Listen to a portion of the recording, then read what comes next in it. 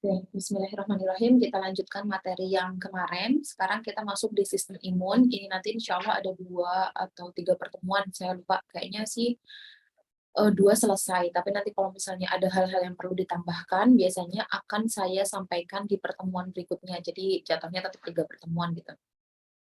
Cuma kalau nanti saya rasa sudah cukup, berarti ya 2 pertemuan saja cukup. Gitu.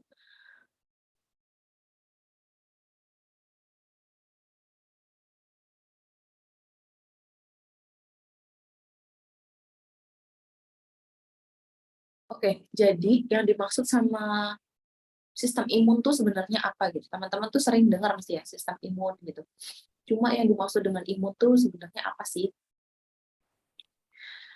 Jadi imun itu merupakan mekanisme yang Allah ciptakan di tubuh kita untuk melawan segala jenis penyakit yang mungkin masuk ke tubuh kita. Kenapa? Karena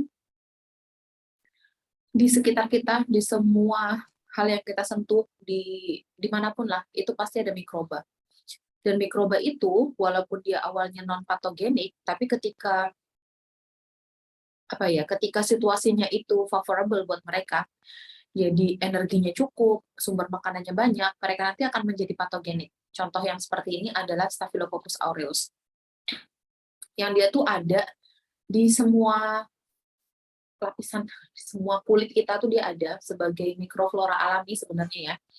Tapi di kondisi di mana ada perlukaan atau kemudian dia kompetisi dengan mikroba yang lain dan dia menang, Staphylococcus aureus ini menjadi berbahaya gitu. Jadi yang awalnya dia non patogenik menjadi patogenik. Nah, seperti itu. Nah, tubuh kita punya mekanisme apa untuk melawan itu gitu. Saking banyaknya patogen yang terpapar, saking banyaknya paparan patogen ya pada tubuh kita. Ini dari apa aja deh yang teman-teman sentuh, itu pasti ada bakteri di situ. Pasti ada mikroba di situ, termasuk juga di mikroflora kita sendiri, termasuk juga di mikroflora sistem pencernaan. Jadi emang banyak banget. Makanya tubuh kita harus evolve, harus mengembangkan suatu metode gimana caranya supaya kita nih sebagai organismenya itu bisa bertahan hidup di tengah gempuran bakteri, mikroba, dan seterusnya. Nah, tubuh kita punya dua mekanisme ya. Secara garis besar kita punya 2 mekanisme. Yang pertama adalah mekanisme non-spesifik yang biasa disebut sebagai innate immunity. Terus ada mekanisme yang spesifik, biasa kita sebut adaptive immunity. Jadi ada 2 ya, innate sama adaptive. Non-spesifik itu innate, spesifik itu adaptive. Nah, yang non-spesifik ini, sistem imun yang non-spesifik ini sudah ada ketika kita lahir, teman-teman. Dan ini sistem imun ini akan melindungi kita dari infeksi umum, jadi patogen secara umum ya, yang pernah menginfeksi ibunya. Gitu. Jadi kalau ibunya pernah terinfeksi dengan patogen itu, insya Allah anaknya juga akan lahir dengan imunitas yang sama gitu. Ibunya pernah terpapar katakanlah yang tidak terlalu berbahaya, E. coli misalnya gitu ya. Nah, si anak ini nanti akan mempunyai mekanisme untuk melawan E. coli tersebut, tapi non spesifik ya, innate, artinya ini bawaan, sistem imun bawaan gitu, karena dia ada dari lahir. Tapi ada juga yang spesifik atau yang adaptif. Apa ini yang adaptif? Ini memerlukan komponen-komponen khusus gitu ya. Jadi ada limfosit yang spesifik yang dia akan mengenali antigen spesifik juga. Bisa dimengerti ya bedanya ya. Kalau yang innate immunity, mayoritas dia akan mengenali hampir seluruh patogen. Karena hampir seluruh patogen itu mempunyai reseptor yang sama, misalnya LPS, itu sama. Tapi kalau yang adaptive immunity, dia cuma bisa mengenali antigen tertentu aja. Gitu ya. Jadi kalau yang spesifik dia cuma bisa mengenali range-nya sedikit, kalau yang non spesifik range-nya besar. Gitu.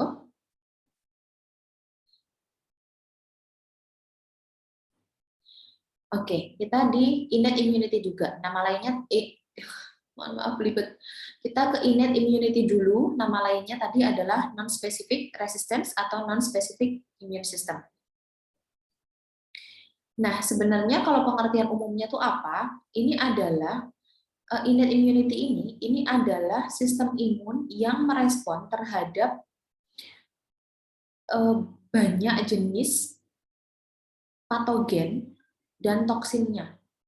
Jadi innate immunity ini merupakan sistem imun dalam tubuh kita ya, yang merespon terhadap patogen dan juga toksin itu dalam skala dalam varietas yang besar gitu. Jadi banyak sekali. Macamnya banyak. Nah, kita lahir dengan imunitas seperti ini ya. Kemudian pada innate immunity ini kita bagi jadi dua. Jadi ada skin and mucous membranes ini sebagai innate immunity pertama, kemudian chemical defense ini sebagai innate immunity kedua. Jadi dalam innate immunity pun itu nggak cuma satu lapis aja, tapi dalam innate immunity itu ada dua lapis. Ada dua barrier gitu.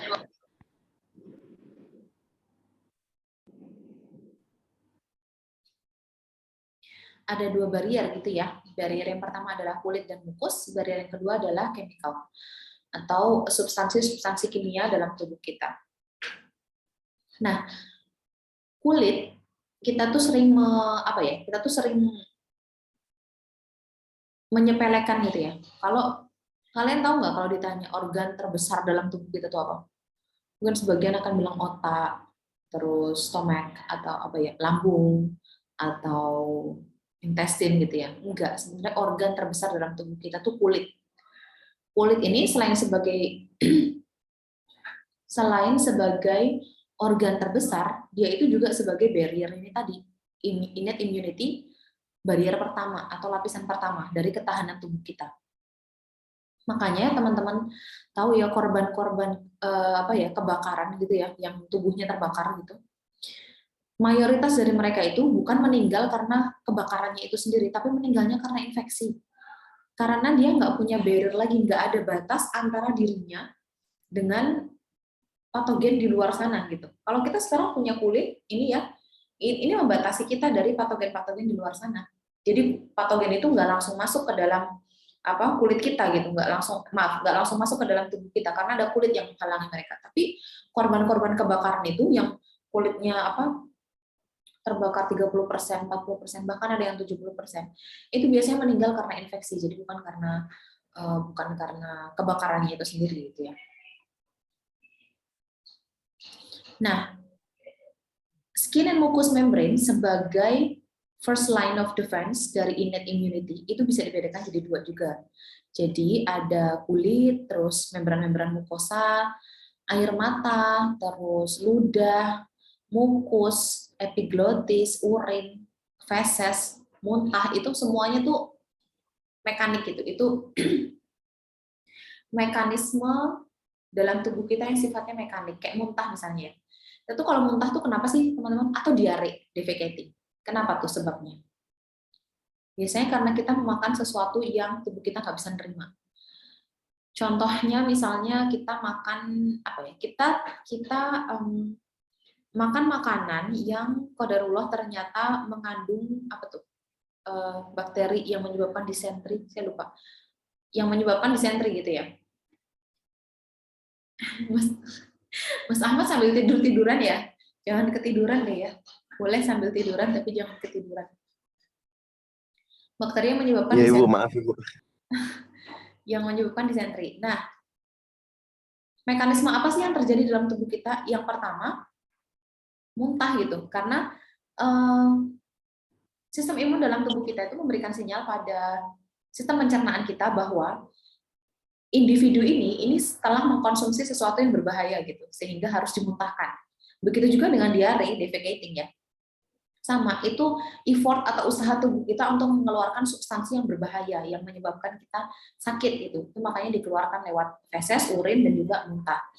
Juga kalau kita kelilipan atau apa gitu kan keluar ya air matanya ya. Itu juga mekanisme defense. Jadi ada barang asing yang ada di mata kita. Mau bulu mata, mau debu, mau tanah, apa aja sembarang. Itu yang ngeluarin itu penyebabnya adalah karena ada benda asing masuk ke mata kita seperti itu. Kemudian kalau yang chemical defense ada apa? Ada sebum, ada lysozyme, ada gastric juice. Gastric juice itu adalah cairan lambung gitu ya. Itu juga yang menyebabkan, yang bisa melindungi kita sebagai host ya, sebagai individu dari patogen-patogen yang berbahaya. Karena mayoritas ya patogen itu nggak bisa bertahan di asamnya cairan lambung kita gitu, sehingga itu menjadi defense atau pertahanan dari kita. Kemudian selanjutnya adalah ada internal defense. Jadi tadi ada dua ya, ada skin and mucous membrane. Skin and mucous membrane itu adalah first line of defense dari innate immunity. Second line of defense, jadi garis pertahanan kedua, siapa? Ini adalah internal defense. Internal defense ini terdiri dari apa aja? Yang pertama, ada antimikrobial protein, ada fagosit, ada natural killer, ada inflamasi, ada fever, ada banyak lagi. Ini saya cuma nyebutin beberapa aja.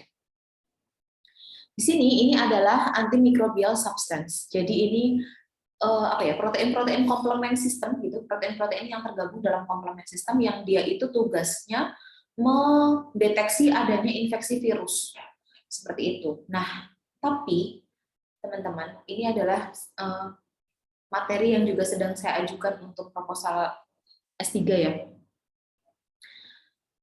Virus itu juga pintar. Jadi nggak cuma kita aja yang pintar ya. Virusnya tuh juga pintar. Jadi dia tahu bahwa kalau untuk sebuah virus atau untuk sebuah patogen untuk survive dalam tubuh host kita maksudnya, itu dia harus bisa mengalahkan sistem imun gitu. Gimana caranya dia bisa mengelabui sistem imun itu? Ada nih bakteri yang kayak gini, Staphylococcus aureus. Dia tuh bisa mengelabui ini komplement sistem di sini sehingga membuat tubuh kita berpikir bahwa dia ini bukan bukan benda asing, dia bukan benda berbahaya, tapi dia teman kita gitu. Sehingga dibiarkan aja masuk dan berkolonisasi di dalam tubuh kita dan akhirnya menyebabkan penyakit. Itu. Jadi yang berevolusi itu nggak cuma kita ya, tapi virus sama bakteri pun berevolusi. Itu sebabnya maaf tadi saya bilang virus ya, ini bakteri contohnya, bakteri Staphylococcus aureus.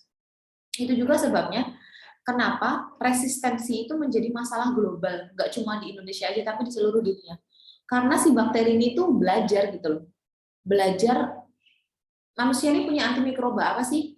Nah, ayo kita bikin mesinnya supaya bisa menangkal antimikroba ini, agen-agen antimikrobial ini, gitu, supaya kita bisa masuk ke dalam tubuhnya dan berkolonisasi, kayak gitu.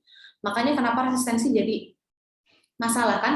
Makanya kita nggak boleh minum antibiotik sembarangan sekarang itu karena masalah resistensi ini, karena si bakteri ini tuh mikir gitu, mereka mencari strategi gimana caranya supaya bisa survive dalam tubuh kita, dan dia melakukan evolusi itu tadi, membuat agen-agen antimikrobial itu jadi nggak mempan sama mereka.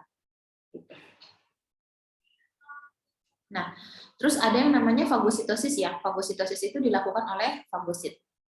Di sini kita melihat, nih ini fagositosis ya. Jadi ini adalah fagositnya, kemudian di sini ada nukleus ya, terus punya reseptor, terus di sini patogen yang pink.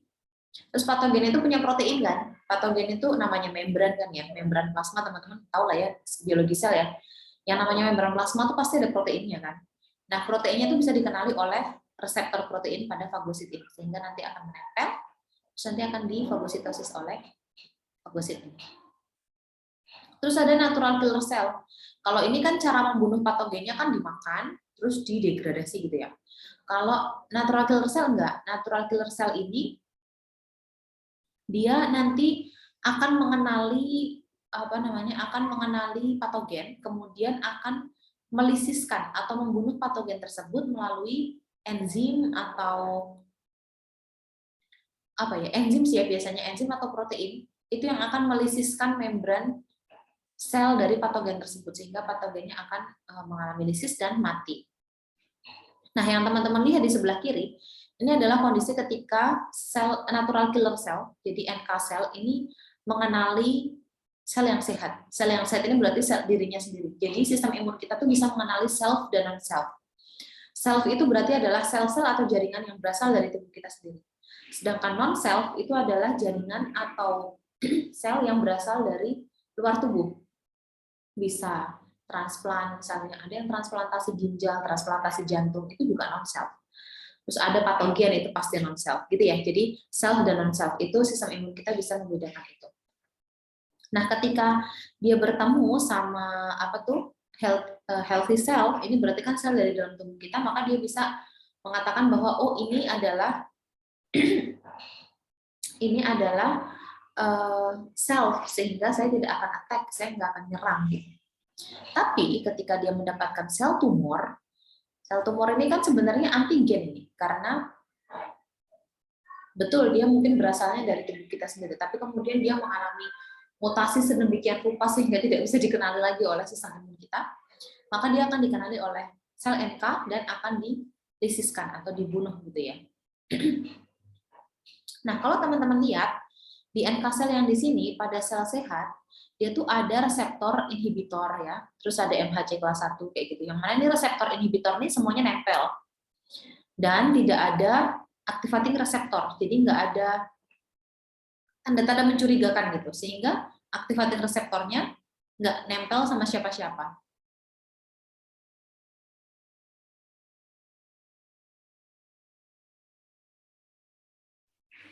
Tapi ketika kita lihat di sebelah kanan, kita lihat bahwa inhibitory reseptornya ternyata cuma tinggal satu, yang tadinya ada dua. Inhibitory reseptor itu adalah reseptor yang menahan kinerja dari NK sel gitu.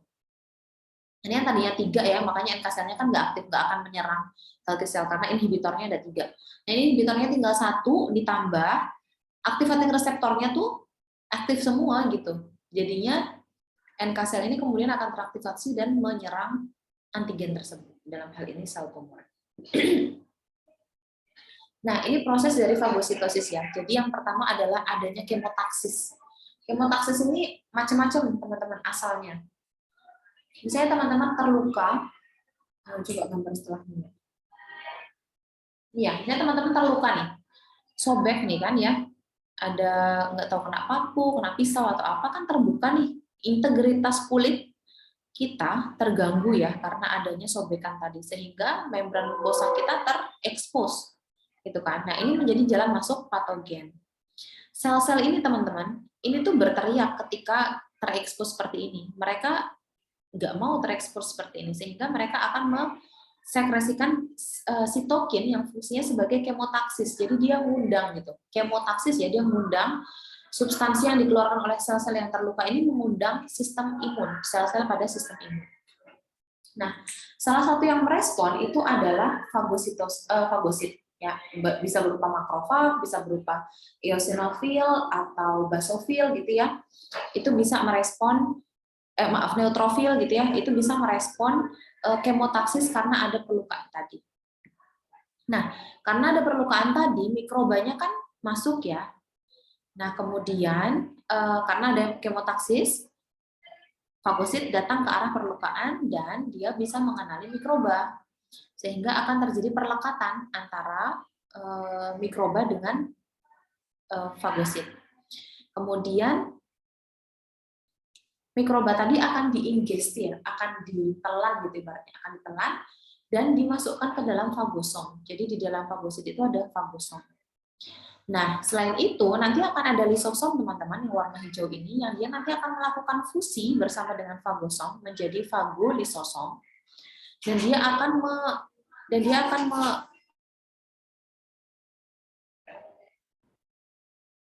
sampai mana ya tadi? Jadi ada fagolisosom ya, ada fagolisosom, kemudian lisosom ini dia akan mendegradasi mikroba. Jadi mikroba ini terdegradasi, kemudian akan pecah ya, kecil-kecil gitu. Dia jadi kecil-kecil di sini.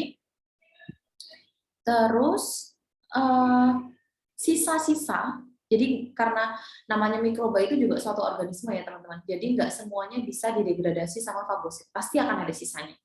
Nah, sisanya ini nanti akan disimpan oleh fagosit ini. Sisa ini nanti akan disimpan oleh fagosit ini. Tapi sisanya mah yang lain ya, itu sudah terdegradasi. Nah, kemudian tadi itu fagosit ya, sekarang ada inflamasi. Nah, inflamasi ini terjadinya sama ya teman-teman, tadi ada kayaknya kebalik ya, harusnya inflamasi dulu. Sorry ya. Jadi ini ada perlukaan tadi sehingga menyebabkan mikrobanya masuk ya. Ketika mikrobanya masuk kan tadi saya bilang ada sel-sel yang akan mensekresikan sitokin. Sitokin ini merupakan sinyal hormon gitu ya untuk memanggil komponen dari sistem imun.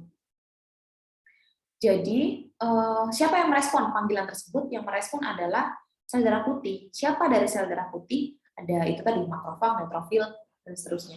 Nah, terus apa yang terjadi gitu ya? Jadi ini adalah pembuluh darah kan? Yang pembuluh darah ada sel endotel di sini, dinding endotel. Kemudian di sini ini tadi ya ada mikroba yang masuk gitu dari situs perlukaan. Nah, akan terjadi vasodilatasi teman-teman. Apa tuh vasodilatasi? Itu lawannya vasokonstriksi. Seperti namanya, vaso itu vaskuler, dilatasi itu melebar. Jadi pembuluh darahnya melebar. Kalau vasokonstriksi, vaso itu pembuluh darah ya, vaskuler. Konstriksi itu konstrik, menyempit, sehingga pembuluh darahnya menyempit. Nah, kalau terjadi terjadi perlukaan seperti ini terjadi vasodilatasi. Jadi pembuluh darah di sini itu melebar. Sekarang pertanyaannya kenapa sih kok harus melebar gitu ya? Karena makrofag, neutrofil, eosinofil itu gede dan dia nggak bisa keluar dari dinding endotel ini. Makanya harus melakukan vasodilatasi supaya melebar sehingga permeabilitas membrannya juga melebar, renggang gitu. Nah, karena renggang ini fagosit nih, makrofag nih, fagosit kan namanya makrofag ya. Itu jadi teman-teman jangan bingung ya. Jadi banyak sel yang bisa jadi fagosit, banyak sel bisa jadi makrofag, sama aja. Ini makrofag nih jadi bisa keluar dia, squeezing gitu. Dia keluar nyerempit-nyerempit, dia bisa keluar dan memfagositosis mikroba. Nah, kenapa sih kalau inflamasi, teman-teman ngerasainnya, kenapa sih kalau inflamasi pasti ada kemerahan gitu kan ya di kulit kita? Itu disebabkan karena aliran darahnya yang harus deras gitu. Aliran darahnya deras sehingga merah karena jadi kencang itu arusnya. Terus kalau kita raba, yang inflamasi itu biasanya hangat. Kenapa? Itu tadi karena aliran deras dari pembuluh darah itu menyebabkan gesekan ya, menyebabkan friksi sehingga ada friksi, ada panas gitu kan ya. Jadinya kita akan merasa hangat gitu. Dan kalau ada inflamasi, biasanya teman-teman lihat bengkak juga kan. Nah, itu kenapa? Karena ada fluid dari sini. Jadi kan isinya darah. Yang kemarin udah sempat saya jelasin ya waktu fisiologi ya. Itu akan ada fluid yang ikut keluar ke sini sehingga ini menyebabkan bengkak gitu. Di sini menyebabkan bengkak. Terus ya udah itu kita lihat tanda-tanda inflamasi. Sakit, linu, merah, anget, bengkak.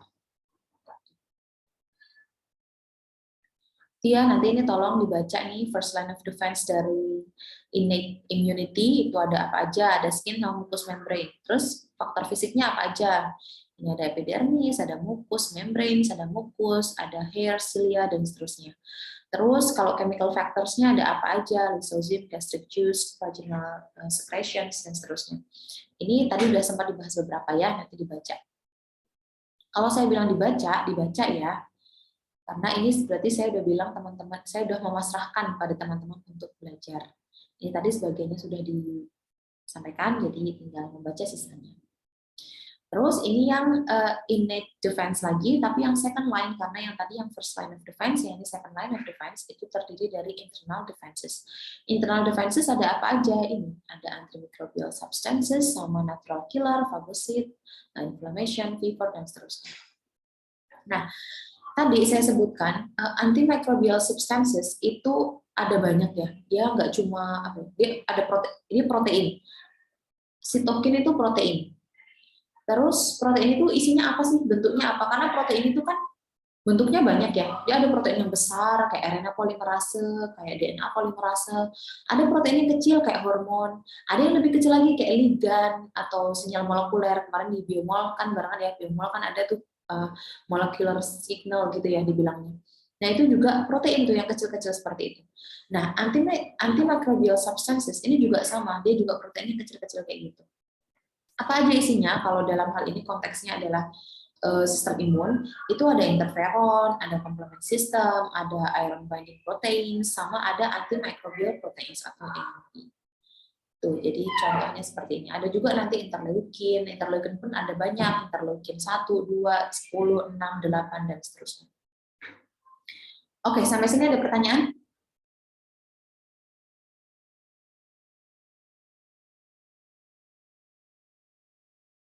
Nggak ada ya? Oke, kalau nggak ada kita lanjut.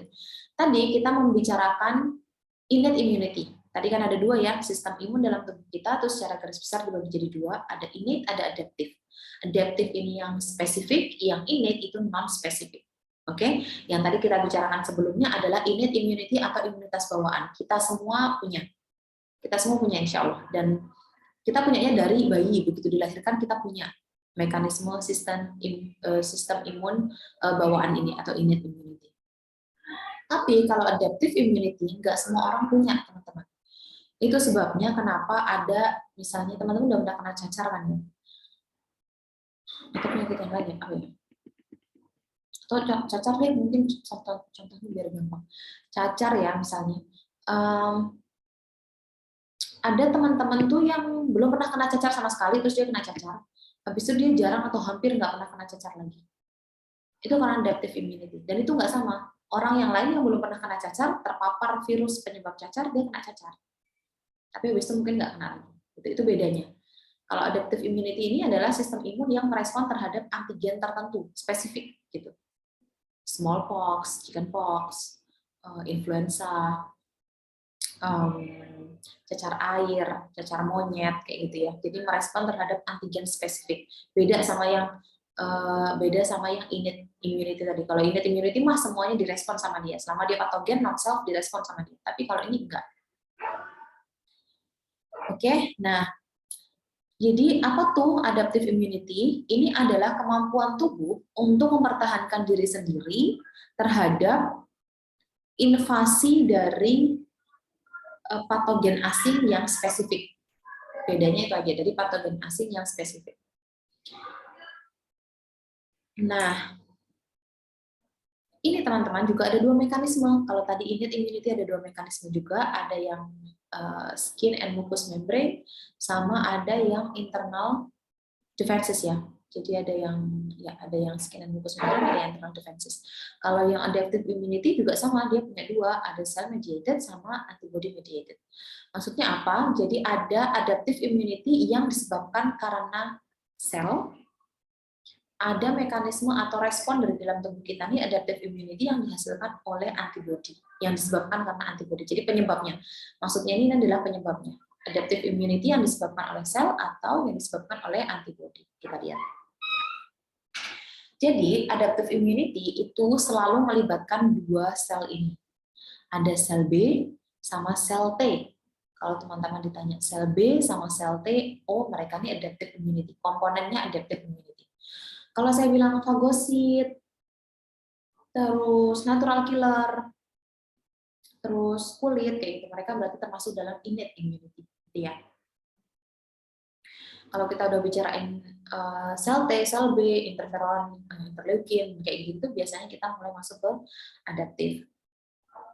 Nah, dari sini teman-teman lihat, jadi sel T sama sel B ini umumnya akan dimaturasi atau dimatangkan di organ-organ limfatik apa aja, di timus sama di sumsum tulang merah. Jadi kalau di sumsum tulang merah ini tempat pematangan untuk sel B, kalau timus ini adalah organ untuk pematangan sel T. Nah, apa sih yang terjadi gitu ya pada proses ini, pada proses pematangan ini? Jadi, kita mulai dari timus dulu ya. Timus ini tadi adalah tempat untuk pematangan sel T ya. Di sini ada banyak pre-T cell. Pre-T cell itu adalah berarti sel T yang belum matang. Dia naif, masih sel yang muda, immature, belum matang.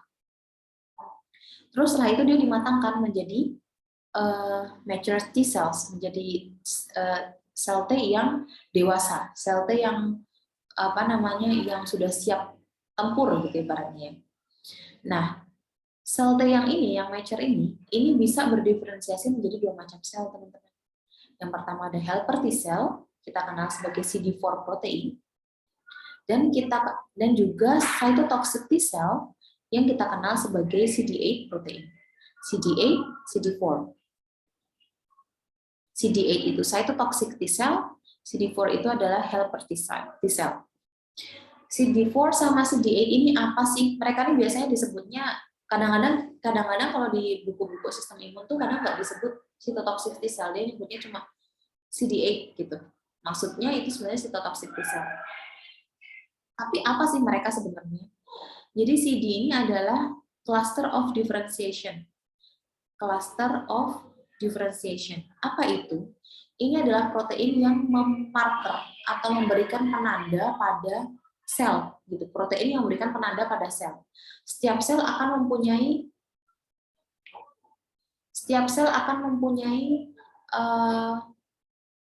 CD yang berbeda-beda gitu. Jadi kode ini akan beda di tiap sel.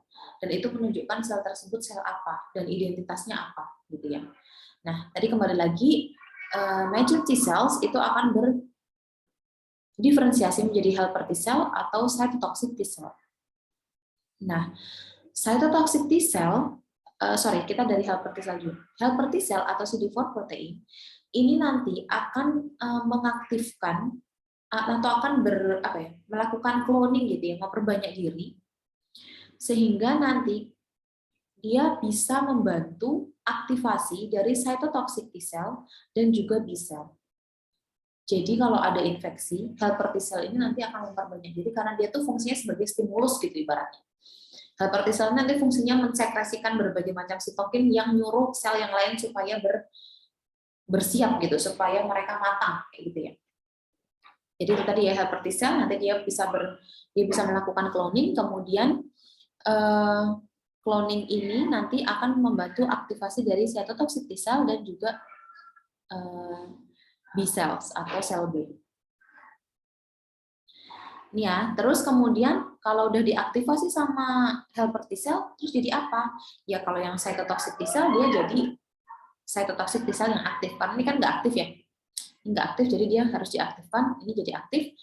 B cell juga sama, yang tadinya dia nggak aktif karena ada bantuan dari T cell, itu dia ada bantuan dari helper T cell, itu dia menjadi aktif dan kemudian berdiferensiasi. Sel B ketika berdiferensiasi, ada dua macam sel yang nanti dihasilkan. Yang pertama adalah sel plasma, ini sel B yang nanti siap tempur. Ada sel memori, B cells memory. Sama, ini juga ketika ini cytotoxic T cell ini diaktifkan, maka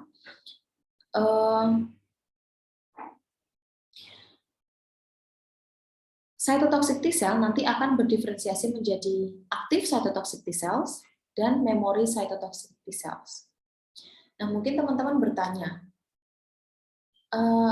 memori itu maksudnya apa gitu ya?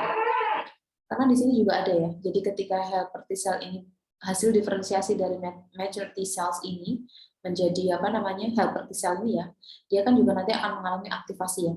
Dan ketika aktivasi dia tuh nanti juga akan menjadi aktif helper T cells yang kemudian mengaktifkan cytotoxic T cell dan B cells, tapi dia juga menjadi memory helper T cells. Jadi ada sel-sel yang namanya memory cells atau sel memori. Apa itu? Sel memori ini adalah sel yang bertanggung jawab terhadap fakta bahwa kenapa kita tidak terinfeksi 2 kali. Bisa dimengerti ya? Kenapa orang kalau udah kena cacar air misalnya nggak kena lagi besoknya? Karena udah ada ini, memori T cells, memori cytotoxic T cells, ada memori B cells. Mereka nih yang akan mengingat, oh antigen ini aku pernah encounter ini. Oh antigen ini aku pernah ketemu ini. Oh antigen ini aku pernah ketemu. Kayak gitu. Jadinya nanti yang pertama, kenapa kalau yang pertama terinfeksi? Karena ini nggak ada, kita nggak punya memori terhadap penyakit tersebut, terhadap antigen tersebut. Jadi ya udah kita kena. Tapi ketika kita kena itu, sistem imun dalam tubuh kita itu juga membentuk memori ini tadi. Jadi kita nggak akan kena untuk kedua kalinya, insya Allah. Gitu ya. Terus di sini tadi saya bilang ini ada plasma cells, ini adalah antibody maksudnya. Jadi nanti yang aktif adalah antibodinya, nanti antibody yang akan berkeliling ke peredaran darah kita untuk mencari patogen gitu. Nah, terus siapa sih yang disasar gitu ya? Kalau yang Cytotoxic T cells ini yang disasar adalah patogen-patogen yang dia ada di luar, patogen-patogen yang dia berenang bebas ibaratnya gitu, patogen yang di dalam sel, dan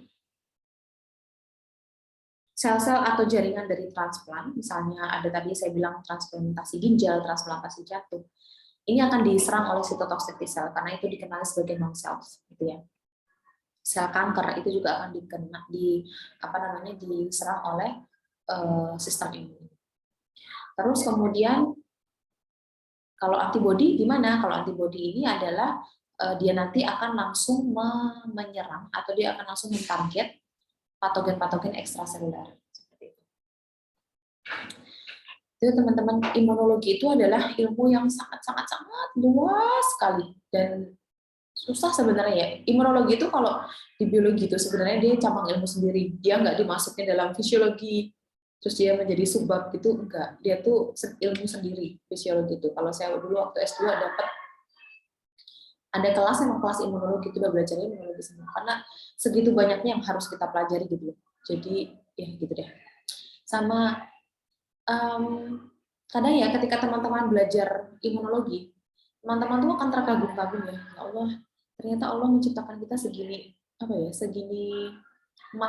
matangnya gitu ya, perhitungannya itu segini presisinya, sampai hal-hal kecil kayak gini tuh diperhitungkan gitu sama Allah. Tapi kemudian kita belajar bagaimana penyakit itu menyerang gitu ya, terus kita jadi kayak jengkel gitu. Ini ya, cytotoxic T cell itu sebenarnya untuk menyerang atau mengeliminasi bakal-bakal tumor. Lah kalau gitu kenapa kita kena kanker, kenapa kita kena tumor? Karena tumor pun terus berevolusi, mereka tuh bisa melakukan surveillance escape. Gimana ceritanya? Jadi sistem imun itu kayak satpam gitu, mereka tuh akan berkeliaran, melihat mana yang perlu eliminasi gitu. Tapi patogen kayak Staphylococcus aureus, kayak kayak si antigen kayak sel kanker atau sel tumor, mereka tuh juga mengembangkan strategi supaya bisa lolos dari pengawasan sistem imun gitu. Jadi kayak ya Allah kok gini amat ya belajar biologi gitu. Seru tapi juga ya Allah luar biasa lah, kompleks gitu. Makanya kalau belajar biologi ya seharusnya ini bisa mendekatkan kita sama Allah gitu. Karena itu tadi kayak gini loh, Mbak, Mas, sel B ada antibodinya, ada CD4 protein, ada CD8 protein. Itu kayak ya Allah. Ini kalau bukan Allah nggak bisa lah ya untuk membuat seperti ini. Intinya gitu. Jadi ini ada cell mediated immunity, ini maksudnya cytotoxic T cell sama antibody mediated immunity. Ini menggunakan antibody. Ini kenapa dibilang cell mediated? Karena yang membunuh patogennya adalah sel. Cytotoxic T cell itu kan sel ya. Ini kenapa dibilang antibody mediated? Karena yang membunuh adalah antibody, gitu ya. Sampai sini ada pertanyaan? Ada, oke. Lanjut. Jadi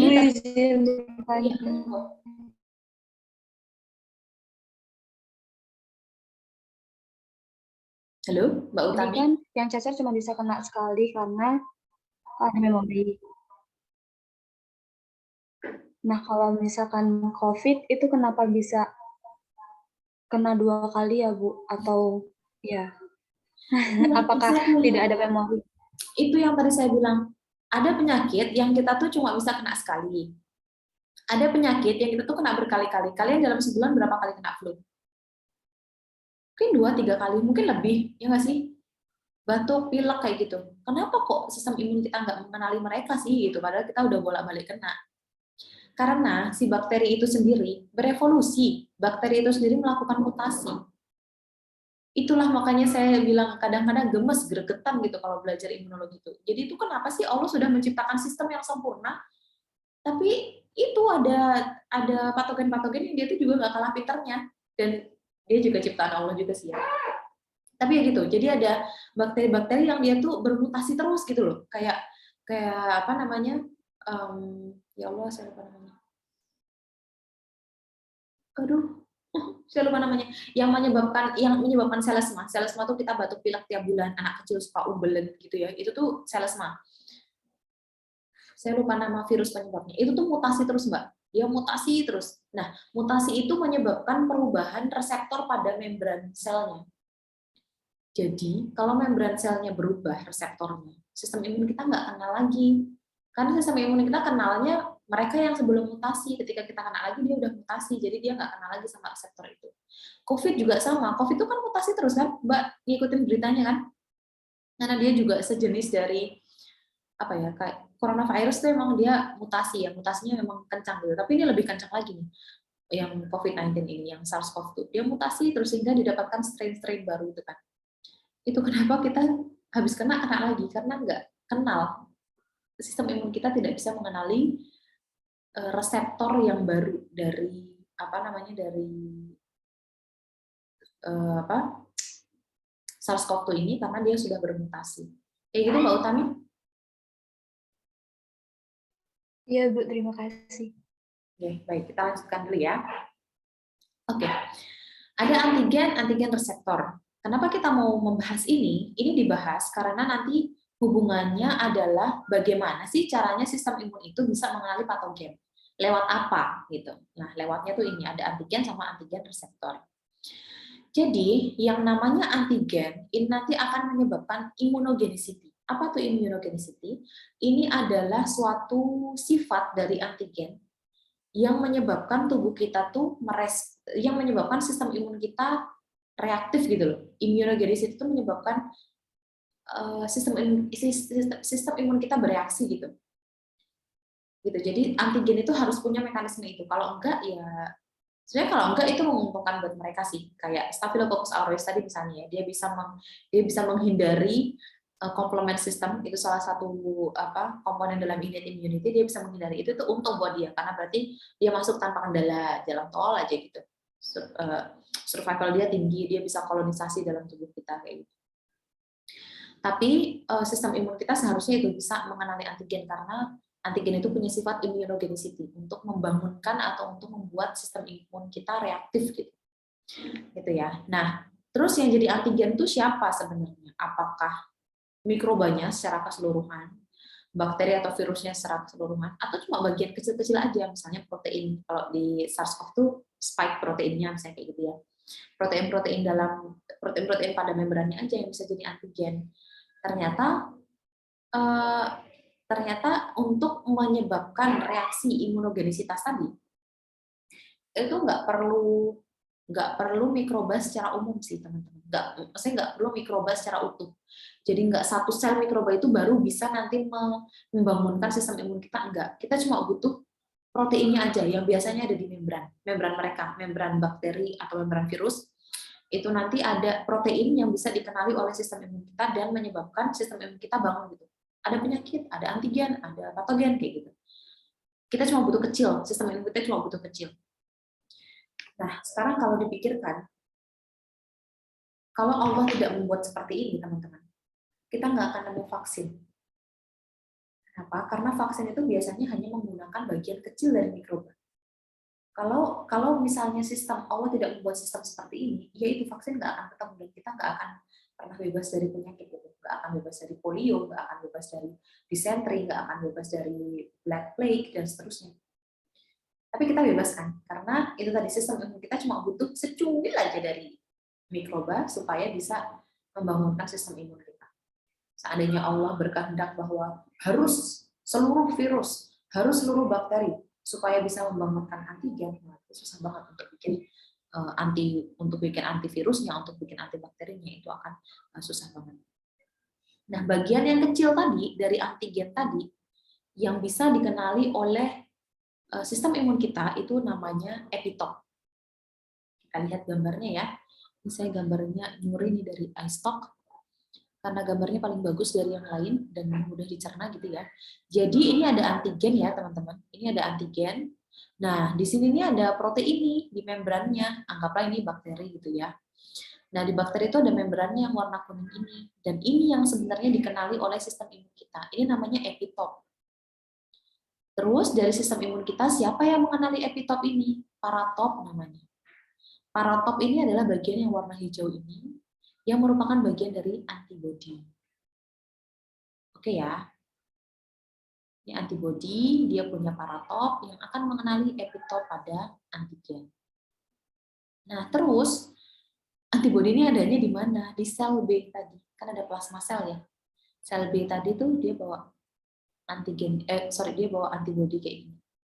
Nah, dia nanti akan berkeliaran di dalam peredaran darah mencari antigen, mengenali epitopnya. Oke. Nah, terus gimana caranya kalau misalnya udah dikenalin, antigennya udah dikenalin sama antibody kita atau sama sistem imun kita. Terus gimana caranya, mekanismenya? Jadi sel B sama sel T itu harus bisa mengenali mengenali antigen tadi ya, itu sudah dilakukan. Oke. Kalau sel B nanti dia akan mengenali dan berikatan dengan antigen di pembuluh darah limfatik, di interstitial fluid sama di darah. Itu dia akan mengikat antigen di situ. Kalau sel T nanti yang bisa dia kenali ini hanya fragmen dari fragmen protein dari mikroba yang sudah degradasi oleh oleh fagosit tadi. Tadi kita sudah membicarakan mengenai fagosit ya. Saya bilang disimpan dulu gitu kan, sisa mikroba yang didegradasi itu. Itu nanti dari sisa mikroba yang didegradasi itu nanti akan ditampilkan di membran fagositnya, kemudian dikenali oleh sel T. Nah, itu cara mereka untuk melakukan untuk menginisiasi proses adaptive immunity. Coba kita lihat, nah ini gambarnya. Jadi, teman-teman ada yang namanya APC ya, jadi yang biru ini namanya APC. APC ini adalah antigen presenting cells. Antigen presenting cells artinya adalah sel yang mempresentasikan antigen. Antigen presenting cells atau APC itu adalah sel yang mempresentasikan antigen. Mempresentasikan itu maksudnya gimana? Ini loh, mengekspos sisa dari mengekspos sisa dari degradasi mikroba ke membran, gitu ya. Nah, proses pengenalan ini itu dibantu oleh sebuah ini yang warna hijau ini yang dia mempresentasikan. Ini namanya belibet ya, maaf ya. Namanya MHC kelas 2. Jadi ada protein yang akan mempresentasikan antigennya ini namanya MHC kelas 2. Ada juga MHC kelas 1. Nanti kita lihat juga bedanya apa. Kalau MHC kelas 2, nanti yang dia presentasikan itu adalah antigen yang berasal dari luar tubuh atau eksogen. Sedangkan kalau MHC kelas 1 itu asalnya dari dalam tubuh atau endogen. Biasanya yang MHC kelas 1 itu dia mempresentasikan sel-sel yang menjadi bakal tumor. Gitu. Itu yang dia presentasikan. Anyway, sekarang kita lihat dulu caranya gimana. Jadi APC ini teman-teman, ini tuh bisa berupa sel dendritik, bisa berupa eosinofil, bisa berupa neutrofil. Jadi siapa aja yang bisa menjadi makrofag itu akan menjadi APC. Bisa dimengerti nggak? Jadi makrofag itu bukan nama sel ya, tipe sel. Itu tipe sel. Nama selnya apa? Ada sel dendritik, ada neutrofil, ada eosinofil. Nah, setiap sel yang bisa menjadi makrofag berarti dia bisa bisa menjadi makrofag berarti dia bisa mempresentasikan hasil degradasi mikroba tersebut. Jadi mereka otomatis bisa menjadi APC gitu ya. Nah, sekarang gimana caranya? Jadi ada exogenous antigen ya, ada antigen exogenous yang dia dikenali oleh makrofag ya, sebelum dia jadi APC ini makrofag ya. Terus nanti dilakukan fagositosis tadi ya seperti yang tadi saya jelaskan sebelumnya. Terus yang terakhir ini nanti kan akan ada sisa dari akan ada sisa dari protein mikroba, sisa dari protein mikroba tadi yang tidak bisa degradasi gitu kan ya. Jadi dia akan dipresentasikan oleh MHC kelas 2. Nanti dia akan melakukan apa ya? Fusi ya, menembus gitu. Dia menembus keluar dan dia mempresentasikan antigen ini. Ini ibaratnya kayak ini loh, ini antigennya, ini antigennya. Saya nggak bisa mengenali kayak gitu. Terus kalau yang ini endogenus sama, tapi yang mengenali adalah MHC kelas 1. MHC kelas 1 ini adalah MHC yang akan merespon terhadap antigen endogenus. Ya.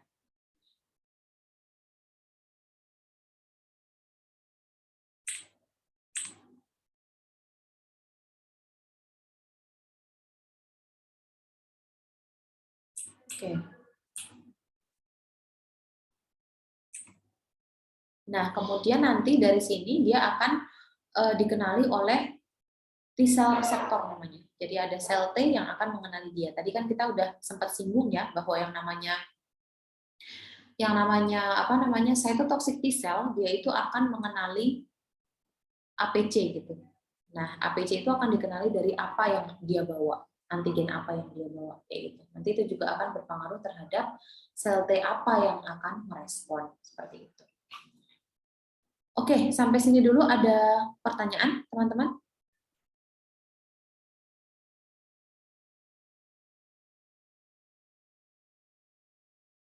Atau sudah cukup jelas?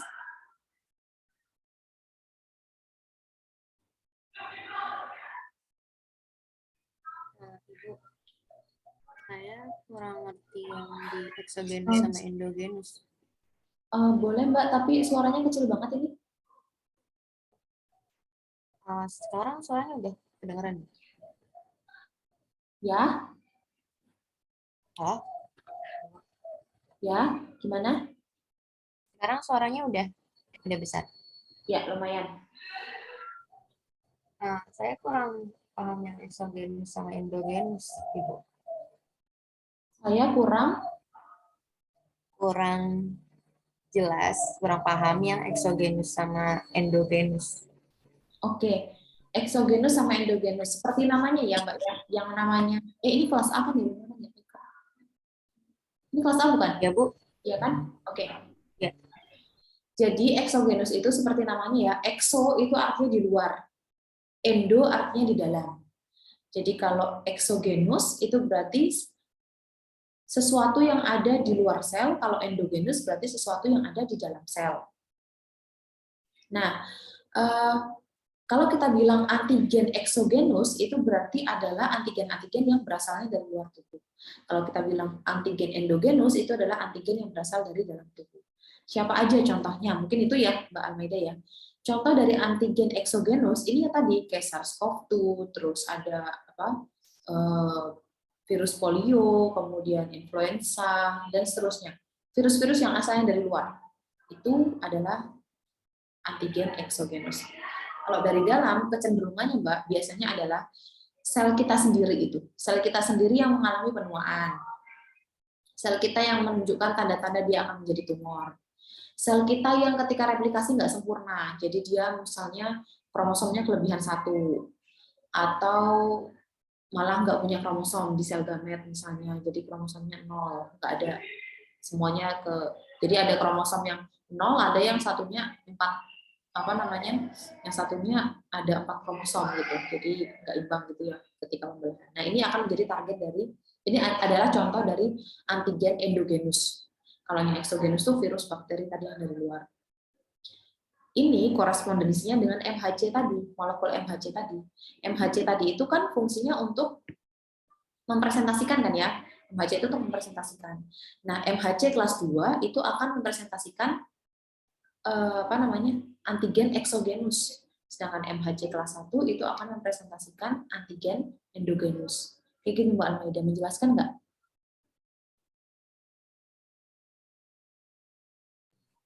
Oh iya, Ibu. Baik, Bu. Udah lebih jelas dari yang tadi. Oke. Ada pertanyaan lain dari teman-teman? Monggo sebelum saya tutup.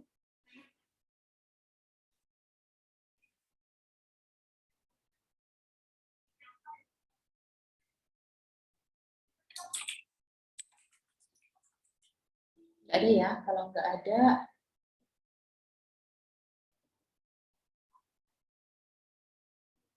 Ini ada berapa orang sih? 29. Oke, kalau nggak ada, kita tutup dulu kuliahnya untuk hari ini. Kita ini di pertemuan berikutnya, besok di pertemuan 12 ya. Ini tuh pertemuan berapa sih? Saya kok lost count. Ini pertemuan berapa ya?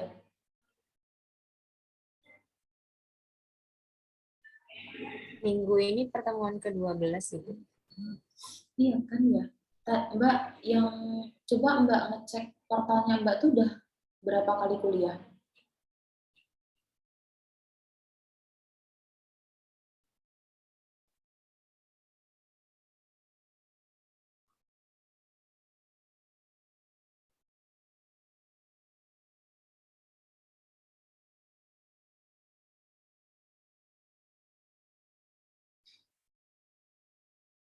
Berapa kali kuliah Mbak? Udah cek belum? Bentar, Bu. Masih loading. Kalau di saya ada 10, Bu. Nah, 10 kali kuliah. Iya. Soalnya portalku 12.